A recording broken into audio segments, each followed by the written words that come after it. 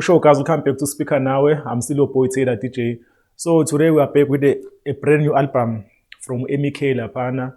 I believe album yakhe yokuqala la because bekade lokho keep ama projects, ama mixtape, ama singing amaningi, but finally I debut album yakhe iphumile ibizwa iBetter Sweet.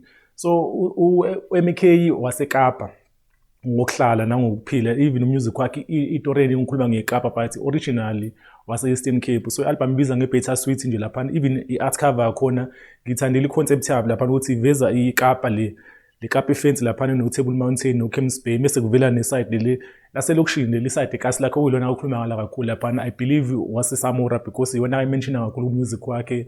So mina ngiqala ukuzwa ngawe MEK last year khona podcast yaseKapa lapha ibizwa ngeNew Wave podcast lapha. So babe interview lapha because kukhona ibeef ekona between amajita yemuva nayo I think babizwa amahumusha naye, so weke watrenda ku TikTok about then ngabula le interview ndengasaleli story sakhe ngaqala ngambona kuma features this album ediphume last year kaXhaga ube khona lapha and umusic wakhe into engigrow kakhulu kona ilezi ngoma zakhe lezi ethanda ukuba soulful because wenza hip hop le trap but unane side ne soul phakathi. That's why into engisondezekene because ngiyawuthanda umusic lo melodic. So nakule album yakhe ngithe mangipress play bengilindele ukuzwa into enjalo engomeni ngemelodic but I think album i-trap kakhulu, ingoma ezimbalwa nje lapha ezimelodic zimbalwa but ingoma eningi zi-trap zenziwa ngale style sase Cape Town lesi esenziwa kakhulu lapha naboMido lapha namuthi kuyayilalela le ngoma kaMido lana izikhona itrenda kakhulu. I think bekuphela unyaka last year isound yakhona ilapha but i-production yakhona inswempu ihleleke kakhulu. So as a speaker now no ngiyayiphakamisela mina i-production and ngumuntu oyithanda kakhulu especially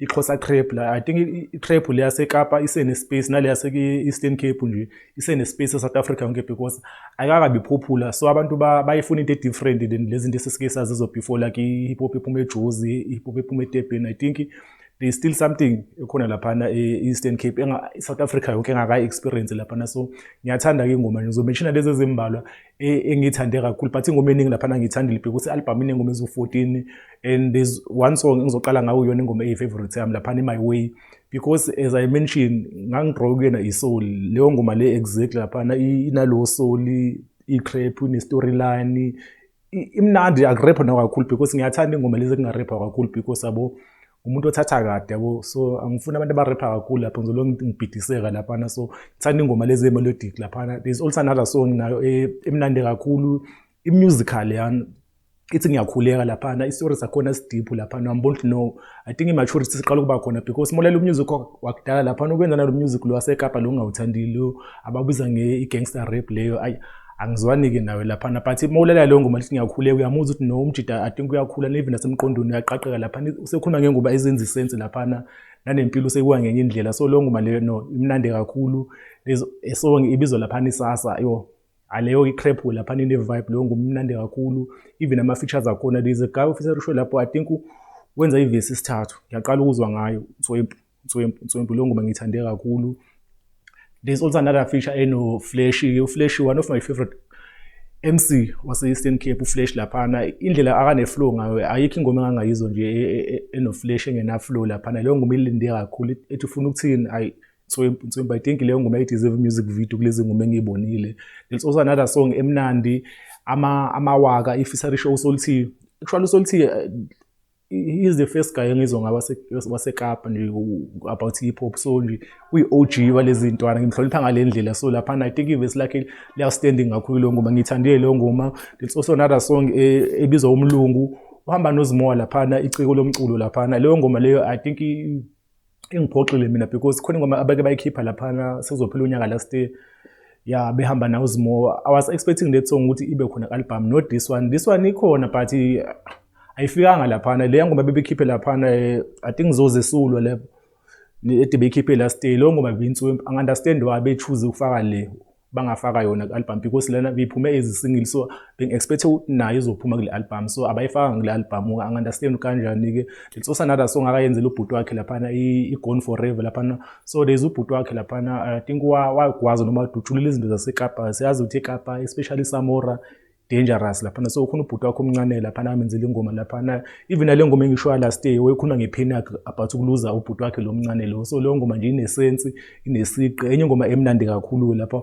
Bese kuba khona enye ingoma ebizwa ngezapha lapha kuthiwa izapha wathi ubani wathi eKapa ngezingene i-hip hop aseKapa ngezingene kuma-charts uzapha uzosibona manje uzosibuka kuma-TV laphana. I think leyo ngoma bayaflexa-ke leyo i-beat yakhona yo ayintsombo kakhulu. Amajita angiwabone ku-production u-lyrical beat laphana. I think leyo ngoma le izapha i-producer uyena, but lezi ngoma lezi soulful lezi ngithande kakhulu lezi eguy obizwa uNavigator laphana ya ngisandile isandla sakhe. Lezo song akayiproducele enye ebizwa ngoNomalanga, ine sound e-unique e-different nje like I think imasulalela le hip hop wabuza uthi uba mdala njengami, I think iyona sound ezwakala kangconywana le endlebeni, so ngithandile naleyo ngoma. So I think u-MK ukhipha album edope, hopefully uzokwazi ukuthi eyipromote because usually mekhipha ama-single ama-numbers awathola abantu bamlandela-ke. Even though ngibonile abantu abaningi ma-comment bebelindile mhlampe leli side lakhe leli elisoulful kakhulu because as I said i-album yakhe leyana i-crap.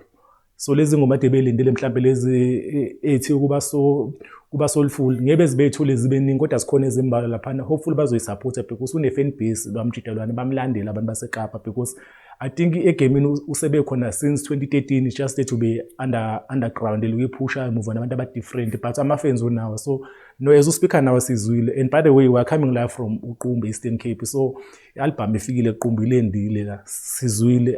It's not like mina kuphela oyizwile le-album, so Eastern Cape ifikile i-album izwile. So as uSpeaker ngoba si-broadcaster-ke nase-KZN izolenda because sine-fan base ase-KZN nathi-ke. So I think ikhona into ekhona laphana e-MK, ikhona into ekhona. Hopefully azophuma ama-visuals ama-music video alezi ngoma eziwa-deserve, but ngihappy nge-album yakhe. I-production yakhona ihlangene kakhulu. I think ama-studios abawasebenzisile no basebenzile. Ukhona nale nkaba yakhe le yase-Samora uChili, ukhona kwenye ingoma laphana omunye umuntu oyene-studio besaphusha ndawonye. From interview la ngibukile omunye umuntu womngane wakhe abadala baqala uphusha naye, so naye ngizwile i-contribution yakhe le-album ikhona. So nje no album intswembu, but ngingathiwa si-rate uSpeaker nawe singayinikeza u-8 out of 10 because ingoma ziwu-14 ya, and mina ayibanga lento into ngilindele, bengilinde mhlawumbe abo izoba ney'ngoma lezi ey'fana nabo Forever Gone nabo My Way. Ndiyakhuleka lezi ngoma nje soulful, I was expecting something like that, but ngiyithandile lezi ngoma crap lezana because la hip hop leyana leya ine-vibe. So mina ngidwele ngixhosa crap, so ivala khona le video to Speaker Nawe. Anyway sekhona ku-Twitter ethi Speaker Nawe, sikhona ku-Instagram si-Speaker Nawe, sibe khona na ku-TikTok si-Speaker Nawe Show. Aware, we out.